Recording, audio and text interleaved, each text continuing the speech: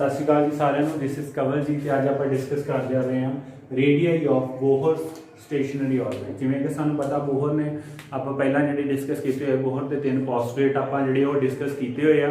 ਇਹਦੇ ਵਿੱਚ ਜਿਹੜਾ ਅੱਜ ਆਪਾਂ ਡਿਸਕਸ ਕਰਾਂਗੇ ਉਹ ਬੋਹਰ ਦੇ ਜਿਹੜੇ ਉਹ ਆਰਬਿਟ ਆ ਜਿਹਦੇ ਵਿੱਚ ਉਹਨੇ ਕਿਹਾ ਸੀ ਕਿ ਇਲੈਕਟ੍ਰੋਨ ਜਿਹੜਾ ਵਾ ਆਪਣੇ ਆਪਣੇ ਆਰਬਿਟ ਦੇ ਵਿੱਚ ਰਿਵੋਲਵ ਕਰਦਾ ਵਾ। ਉਹ ਜਿਹੜੇ ਆਰਬਿਟ ਉਹਨਾਂ ਦਾ ਰੇਡੀਅਸ ਕਿੰਨਾ ਵਾ, ਸੈਂਟਰ ਆਫ ਨਿਊਕਲੀਅਸ ਤੋਂ ਲੈ ਕੇ ਉਹ ਜਿਹੜਾ ਆਰਬਿਟ ਆ ਉਹਦਾ ਰੇਡੀਅਸ ਕਿੰਨਾ ਵਾ, ਆਰ ਦੀ ਵੈਲਿਊ ਕੀ ਆ वो आप कैलकुलेट करेंगे कि फर्स्ट ऑर्बिट अगर तो वह रेडियस कितना होगा, सैकेंड ऑर्बिट आ तो वह रेडियस कितना होगा। वो वास्ते आप लिख लेने आप वो जो कैलकुलेट करना वा वो बोहर के पोस्टुलेट्स तो ही कैलकुलेट करना है इक्वेशन सारे। ये आप ले लेने सब तो पहला बोहर का second postulate from Bohr second postulate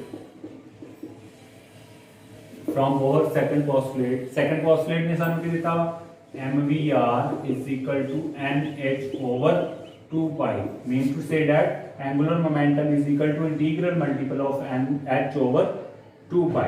ये तो आप V की वैल्यू कैलकुलेट कर लेंगे, V is equal to M ते R इन्हें जाके थले क्रॉस मल्टीप्लाई हो जाएगा, साइड को आ जाएगा NH over 2 pi M ते R आ गया साइड को। हुण इत्थे की है बेटा इहदे विच जिहड़ा आपां सैकेंड फर्स्ट पोस्टुलेट है ना बोहर दा वो इत्थे लिख लांगे आर दी वी दी वैल्यू आप एक बनाई। हुण आपां बोहर फर्स्ट पोस्टुलेट दे विच वैल्यू जिहड़ी आपां पुट कर देनी। फर्स्ट पोस्टुलेट की है साडे को एम वी आपां इत्थे पढ़िया सीगा।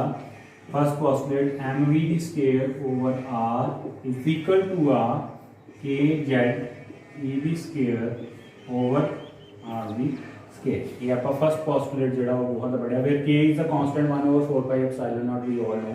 दैन ये वी की जी वैल्यू आ इतने आप पुट कर देंगे आ जी वी की वैल्यू आ this value put in this equation we get M over are as it is आ जाऊगा।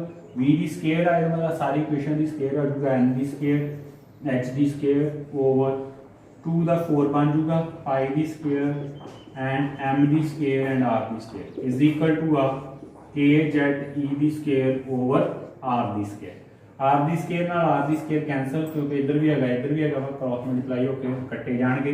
आपां नूं चाहिए वैल्यू आर दी वैल्यू भी करोगे जिहड़ियां थल्ले वालियां टर्म्स आ सारियां इहदे नाल मल्टीप्लाई हो जाणगे ऊपर के जेड ई दी स्केयर दे नाल क्या जाऊगा 4 pi the square am the square ते जिहड़ियां आ ऊपर वालियां टर्म है सारियां जाके डिवाइड हो जाणगियां। इत्थे साडे कोल वैल्यू होगी 1 ओवर आर दी, पर सानू की चाहिए आर दी उन्हां इक्वेशंस नूं आपां की कर लांगे reciprocal. Therefore R is equal to की साडे को आ जाऊगा फिर एम एन दी स्क्वायर एच दी square over K Z E दी स्क्वायर 4 पाई दी स्क्वायर एम दी स्क्वायर। ये साडे को आर दी वैल्यू बेटा आ गई। ये जिहड़ी आर दी वैल्यू आई आ ये की आ ये तो आप रेडियस जिहड़ा वा किसी भी ऑर्बिट का वा वो कैलकुलेट कर सकते। हुण इत्थे देखो जे आप वेख्या जाए mass of electron is a constant, we know the value of mass 9.1 into 10⁻³ kilogram and h is a Planck constant, we also know the value of Planck constant 6.6 into 10⁻34 joule second। then इस तरीके दे नाल k दी value constant आ 9.9 into 10⁹ Newton metre दी square पर coulomb दी square ते 4 पाई की value constant 4 पे already constant या पाई की value 3.14 वो स्केयर कर देंगे। इलेक्ट्रॉन की वैल्यू 1.6 into 10⁻⁹ कूलम जो आ जाता तो ये मास एक मास ना मास कैंसल हो जाऊगा, एक मास ना भी इतने मास कैंसल ही कर दो, इतों ही कर दो एक मास ना एक मास कैंसल हो गया, इतने सिर्फ NH आ गया तो इतने कला M आ जाएगा। ये साढ़े को वैल्यू आ ये आ जाती आर दी। ये तो सारी चीज कांस्टेंट पुट करके साढ़े को सिर्फ की बचता वा r is equal to N the square. आ वैल्यू सारी ये पुट की साढ़े को ये इक्वेशन आ जाएगी r is equal to N the square into 5.29 into 10⁻11 metre. ये साढ़े को जी है वैल्यू आ जाती। एक चीज़ इतों आप बेटा क्लीयर करते हैं क्योंकि आ सारिया वैल्यूज कांस्टेंट सी, इसका मतलब जो आर है ना that is directly proportional to N the square. जो आर आ directly proportional to N the square दे। दिस शोज दैट इस क्वेश्चन तो फिर की पता लगता आर डायरेक्टली प्रोपोर्शनल अगर एन दी स्केयर के इक्वल आ इतों आप की शो करते हैं the radii of stationary orbit are in the ratio 1 दी स्केयर।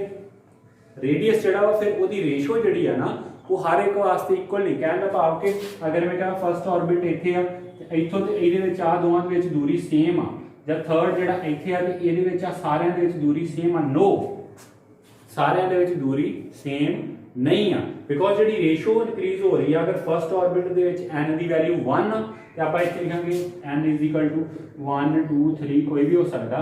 अगर इत्थे 1 दी वैल्यू n दी वैल्यू 1 पुट करांगे ते 1 दी स्केयर आ गया, देन इत्थे 2 पुट करांगे ते 2 दी स्केयर आ गया, 3 पुट करांगे ते 3 दी स्केयर आ गया। कहने दी भाव कि जिहड़ी रेशो इन्हां दी है ना, जिहड़ी रेशो आ वो की आ इनक्रीज हो रही है। देखो 1 इत्थे 4 आ गया, आ गया आ इधरों 4 गुना वड्डा, आ इनों 9 गुना वड्डा, अगला जिहड़ा होगा वो 16 गुना वड्डा। कहने का भाव कि इन्हां दी जिहड़ी रेशो की आ इनक्रीज होंदी जा रही है। Mean to say that the radius of stationary orbit are in the ratio 1 the square, 2 the square, 3 the square and so on, that is 149. Clearly the stationary orbits are not equally spaced. The stationary orbits are not equally spaced. उन्होंने space जिहड़ी आ वो equal नहीं होगी। हुण इत्थे की आ r = m² * 5.29 × 10⁻⁻11 metre. अगर इत्थे n की वैल्यू 1 फॉर हाइड्रोजन एटम वास्ते आपां कर दिंदे हां, for hydrogen, for a hydrogen atom सानू पता वा कि हाइड्रोजन वास्ते Z = 1 1 आ दे फर्स्ट इलेक्ट्रॉन n = 1 की गल कर रहा। अगर n = ਉਹਦੇ वास्ते की है फिर 1 ते देन n = 1 हाइड्रोजन वास्ते n = 1। देयरफॉर इत्थे 1 की वैल्यू पुट करके r = 1 × 5.29 × 10⁻⁻11 मीटर। ठीक है, इनू जड़ा कर लो मल्टीप्लाई करोगे तो क्या आ जाएगा 5.29 × 10⁻⁻11 मीटर। ਜਾਂ ਇਹਨੂੰ ਵੀ ਲਿਖ ਸਕਦੇ ਹੋ ਤੁਸੀਂ 5.29 इतना लिख लो, ਜਾਂ ਇਹਨੂੰ भी ले लो 5.3 भी ले सकते हो। मतलब क्या 29 ਜਿਹੜਾ ਨੀਅਰਲੀ ਇਕੁਅਲ ਟੂ 3 है ना 30 ਦੇ 5.3 × 10⁻⁻11 मीटर। और 0 पॉइंट आ पॉइंट इधर काट दिए 5.3 आ जाएगा ਤੇ 10⁻10 आ जाएगी, एक इतने 0 घट जूगी तो क्या आ जाएगा एंगस्ट्रॉम लिख सकते हो। Clear, this is the radius of first orbit of hydrogen atom. इन नोट कर लो।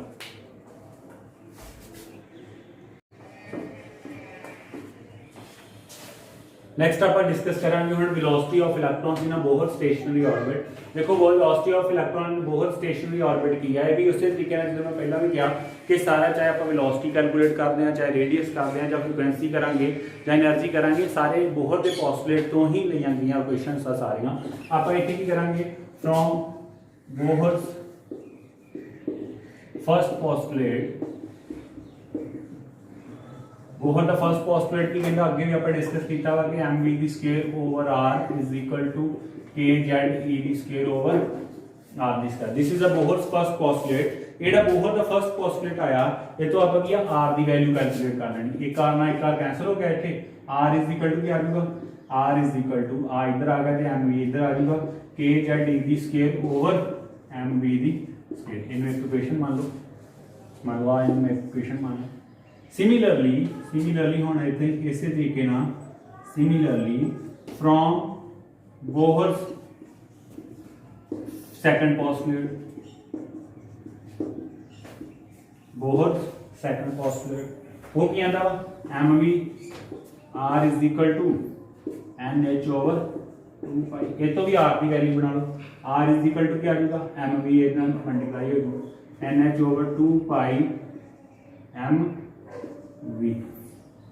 क्लियर, ये जी आर की वैल्यू आई आ भी आर की वैल्यू आ भी आर की वैल्यू आ, दोनों की कर देंगे कंपेयर कर देंगे फ्रॉम 1 and 2। पहली तो दूसरी इक्वेशन तो आर की वैल्यू इनू पहला ले लेंगे kze दी स्क्वायर ओवर mv दी स्क्वायर = इनू ले लेंगे nh/2π mv।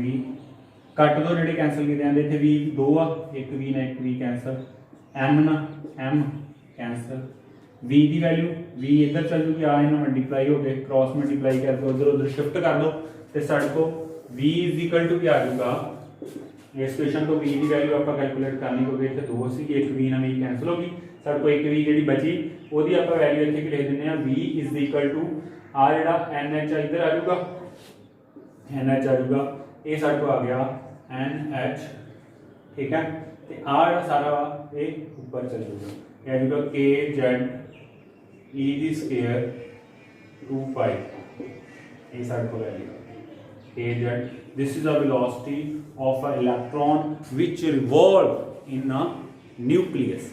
ਜਿਹੜਾ orbit ਦੇ ਵਿੱਚ ਇਲੈਕਟ੍ਰॉन्स ਰਿਵੋਲਵ ਕਰਦੇ ਆ ਆਪਣੇ orbit ਦੇ ਵਿੱਚ ਉਹ ਕਿੰਨੀ ਸਪੀਡ ਦੇ ਨਾਲ ਰਿਵੋਲਵ ਕਰ ਰਿਹਾ ਵਾ ਉਹ ਆਪਾਂ ਆ ਫਾਰਮੂਲਾ ਲਾ ਕੇ ਜਿਹੜਾ ਵਾ ਉਹ ਕੈਲਕੂਲੇਟ ਕਰ ਸਕਦੇ ਹਾਂ ਨੋਟ ਕਰ ਲਓ ਇਹਨੂੰ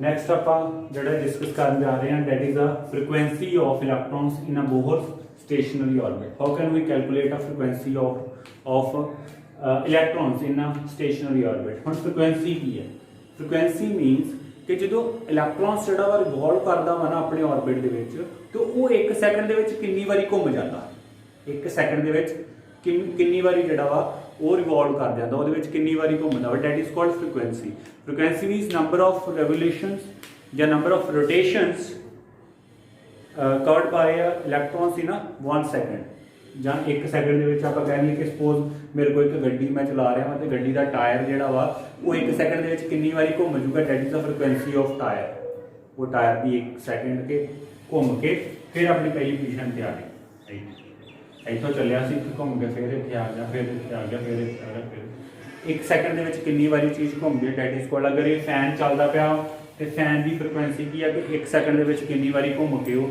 ਆਪਣੀ ਪਹਿਲੀ ਪੋਜੀਸ਼ਨ ਤੇ ਆ ਜਾਂਦਾ ਦੈਟ ਇਜ਼ ਕੋਲਡ ਫ੍ਰੀਕੁਐਂਸੀ ਹੁਣ ਇਸੇ ਤਰੀਕੇ ਨਾਲ ਇਲੈਕਟ੍ਰੋਨ ਦੀ ਫ੍ਰੀਕੁਐਂਸੀ ਆਪਾਂ ਕੱਢਣੀ ਆ ਕਾਹਦੇ ਵਿੱਚ ਆਰਬਿਟ ਦੇ ਵਿੱਚ ਕਿ ਆਰਬਿਟ ਦੇ ਵਿੱਚ ਕਿੰਨੇ ਸੈਕਿੰਡ ਦੇ ਵਿੱਚ ਇਲੈਕਟ੍ਰੋਨਸ ਜਿਹੜਾ ਵਾ ਰਿਵੋਲਵ ਕਰਕੇ ਆ ਜਾਂਦਾ that is a frequency how can we calculate that ਕਹਿੰਦਾ ਜਿਹੜੀ ਫ੍ਰੀਕੁਐਂਸੀ ਉਹਦਾ ਫਾਰਮੂਲਾ ਆਪਾਂ ਬਣਾਉਣ ਵਾਸਤੇ ਲਿਖਦੇ ਹਾਂ velocity is equal to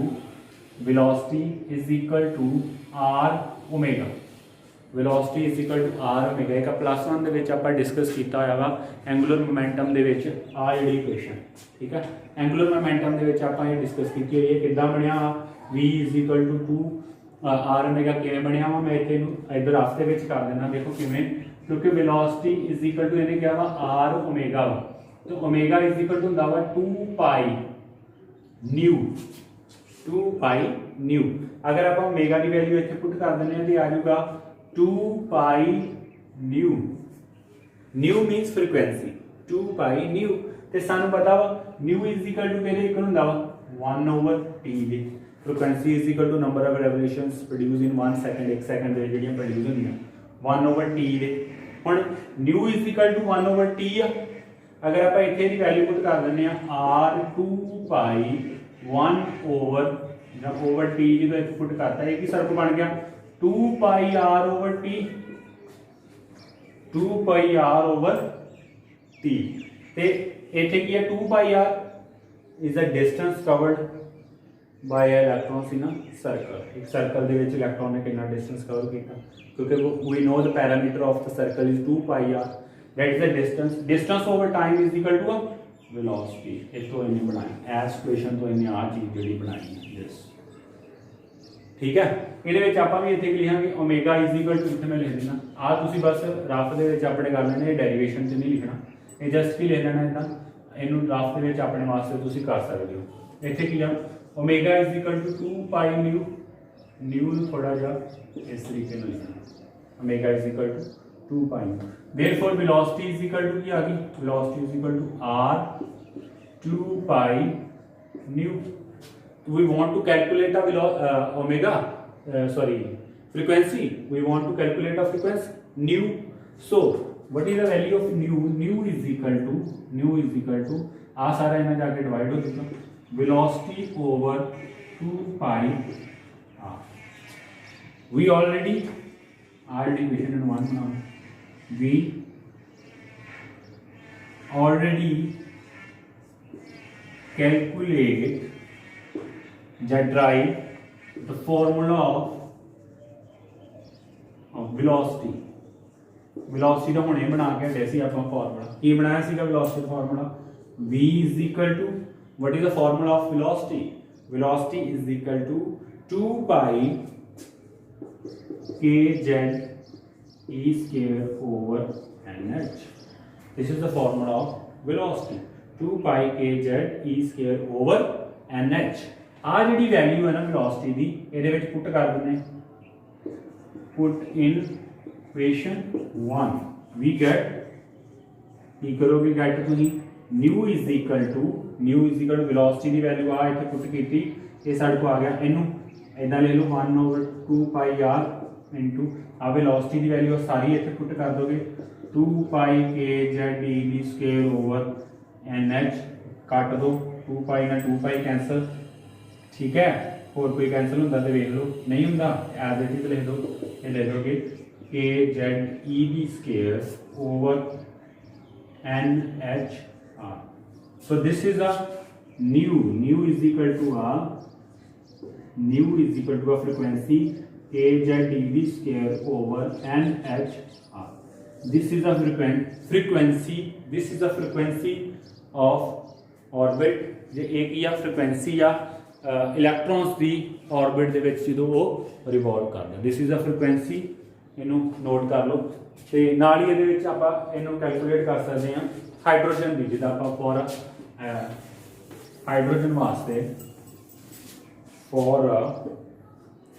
वास्ते जी आपां अगर गल कर रहे हैं कि फर्स्ट ऑर्बिट जो हाइड्रोजन एटम का वा, तो वो वास्ते आपां की कर सकते हैं फॉर अ हाइड्रोजन एटम